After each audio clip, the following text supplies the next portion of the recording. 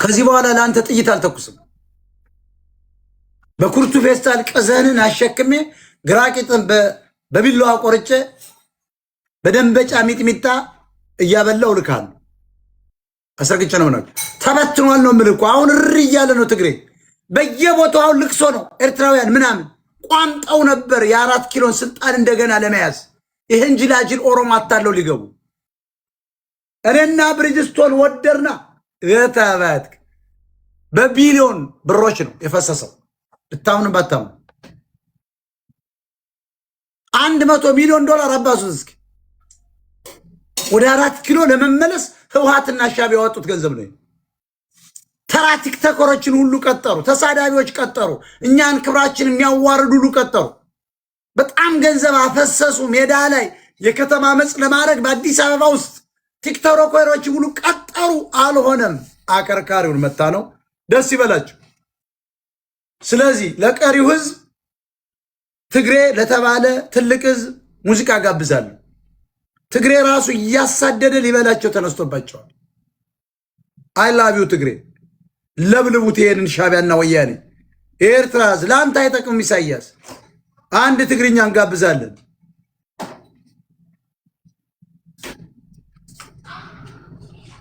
አብጻኩ ይላል ከሚላ አጆ አያልክ ትደንሳለህ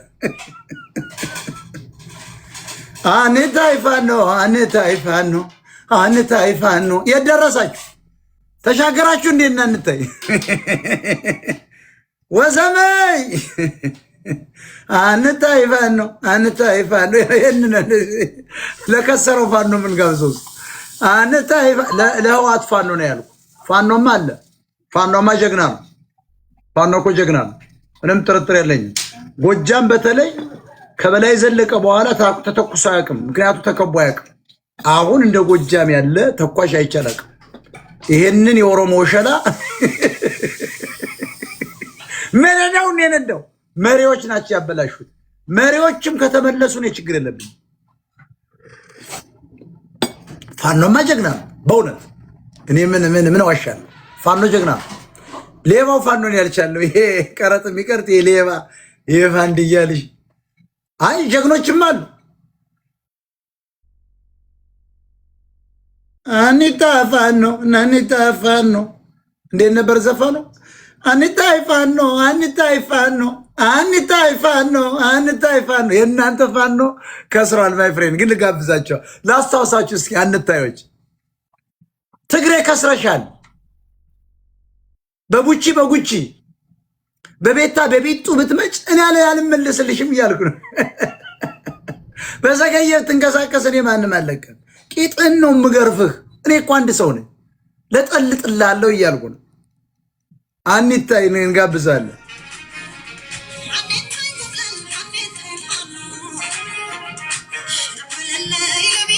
who disconnects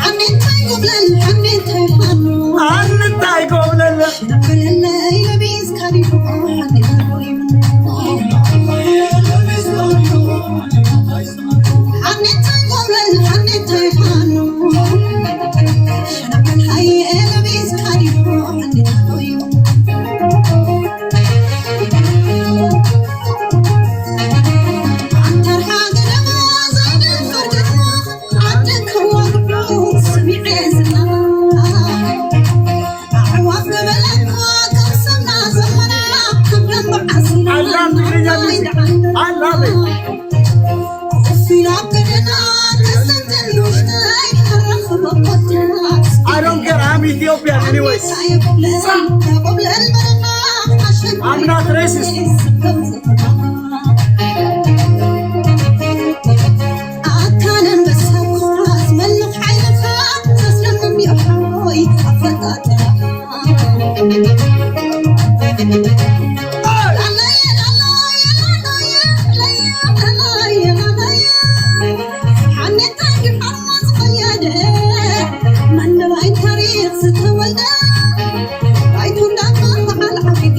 I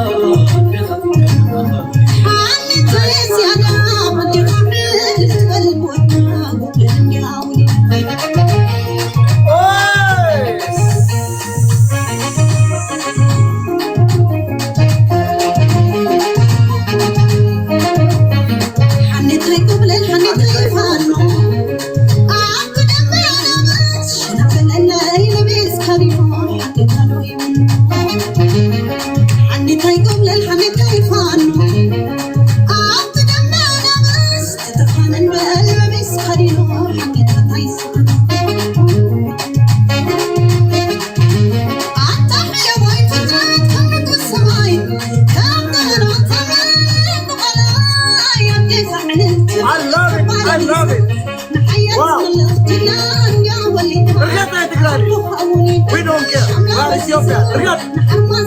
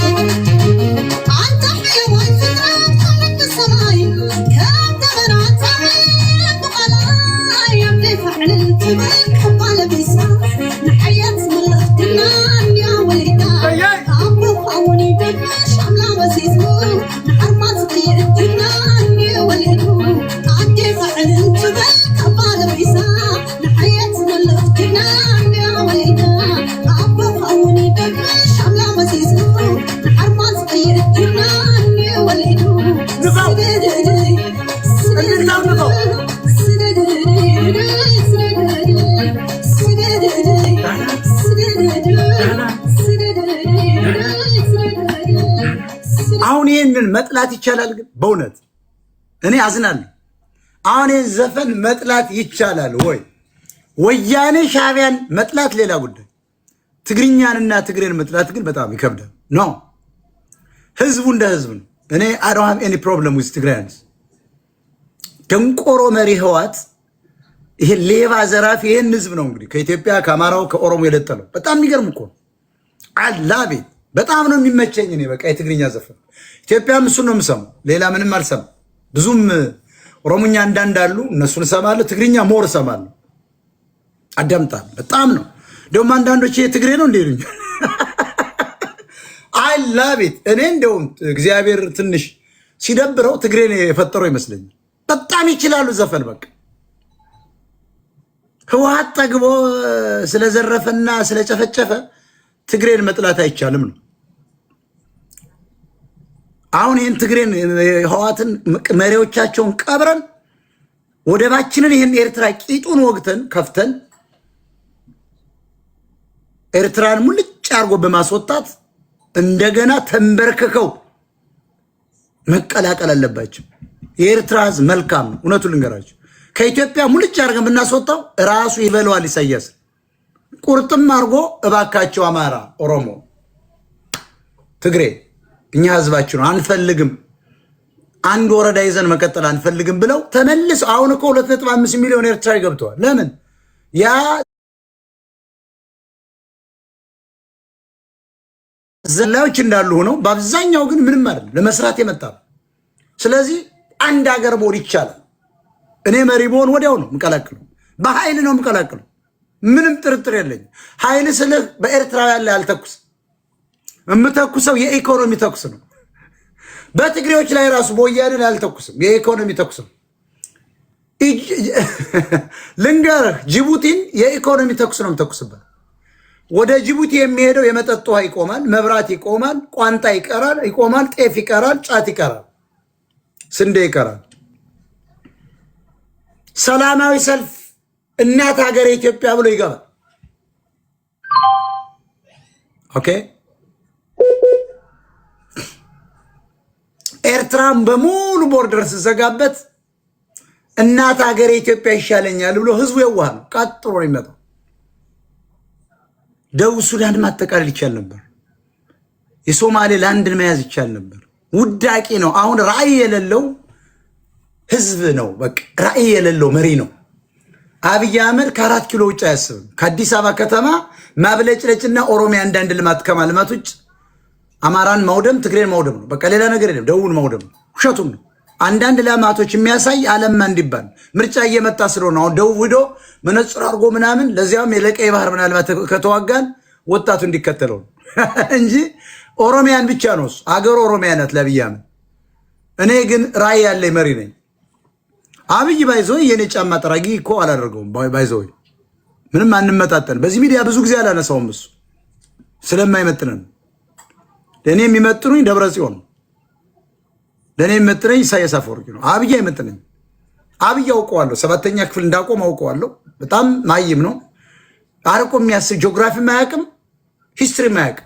ዝም ብሎ አንዲት ሰፈር ሲያለማ የሚውል ውዳቂ ነው። እኔ የሚመጥኑኝ ደብረ ጽዮን ነው። ደብረ ጽዮን ለምን ይመጥነኛል? ማይም እኮ ነው። ግን የእስራኤል ምልምል ነው። እስራኤሎች ደህንነት መልምለውታል እና በደንብ ተምሯል። እዚያ ውስጥ የነበሩ አማራዎች በደንብ አስተምረውታል። የደህንነት ትምህርት ያውቃል በደንብ። እንዲያኝ እኮ ነው የሚያውቀው። ከጌታቸው አሰፋ በላይ እሱ ያውቀዋል። ስለላን ያውቃል፣ ምናምን ያውቃል። ፋክቱን ልንገራ፣ ዝም ብሎ መናቅ አያስፈልግም። ደብረ ጽዮን መሀይም ነው፣ ለመምራት አይችልም። ግን የደህንነት ትምህርት ላይ ይችላል፣ በደንብ አድርጎ ይሰልላል። ስለዚህ ደብረ ጽዮን እኔን ይመጥነኛል ብዬ ትንሽ ደብረ ጽዮን እና ኢሳያስ። ከዚያ ውጭ ይሄ ብርሃኑ ነጋ የሚባል ኮልኮሊ ምናምን ልደቱ አያሉ ለእኔ አይመጥነኝ። አሁን እንትን እንዳይላቸው ብዙ ሰው ሊደናገጥ ይችላል። አይመጥነኝም። አንዳርጋቸው ጽጌ ምናምን አማራ አለ ብሎ ጽፎ አማራ የለም የሚል ውዳቂ፣ በአንድ ምላስ ሁለት እንትን የሚናገር ወይ ማይም ይሄን አይመጥነኝም። ምን አሁን አንዳርጋቸው ጽጌ ብዙ ጊዜ እዚህ ያላነሳው የወረደ ተራ ነው፣ ሽንት ነው፣ የተሸና ሽንት ነው። ብርሃኑን አሁን እዚህ ብዙ ጊዜ ሳነሳው አይተሃል። ውዳቂ ነው ለእኔ ብርሃኑ ነጋ አይመጥነኝም።